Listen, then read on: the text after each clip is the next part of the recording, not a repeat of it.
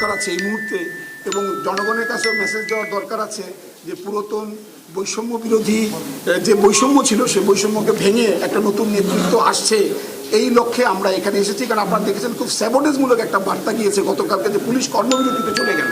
পুলিশের কর্মবিরতিতে যাওয়ার কোনো অধিকার নাই, পুলিশ যেতে পারে না। শত প্রতিকূলতার মাঝেও পুলিশকে কাজ করে যেতে হবে। এই কারণে গতকালকে আমরা ডক্ট্রিন অফ নেসেসিটির সূত্র ধরে কালকে আমরা উপস্থিত যে সকল আমাদের সদস্য ভাইদেরকে পেয়েছি, ওনারা নিজেরাই বসে নিজেদের মতো করে একটা কমিটি করেছেন। আজকে সকালে সবাইকে তারা দাওয়াত দিয়েছেন তাদের আমব্রেলা নিচে আসার জন্য। আলহামদুলিল্লাহ যারা আসতে পেরেছেন শুক্রিয়া। এখন এখানে আসার পরে দেখা গেল যেহেতু একটা নতুন ভাবে কিছু হচ্ছে, সবারই আগ্রহ আছে এই কমিটিতে অন্তর্ভুক্তির। আমি তাদের সেন্টিমেন্টকে শ্রদ্ধা করি। যেহেতু এই সংগঠনের আমি একসময় অভিভাবক ছিলাম, আমি দায়িত্ব নিয়ে আবার পুনরায় একটা কমিটি সবার ঐক্যমতের ভিত্তিতে করে দেব। সময় লাগবে।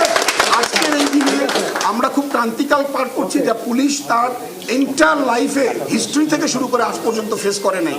যে আজকে থানা পাহারা দিচ্ছে ভিন্ন বাহিনীর লোক, গতকালকে মোহাম্মদপুরে গণডাকাতি হয়ে গেছে, বিকজ পুলিশ নাই।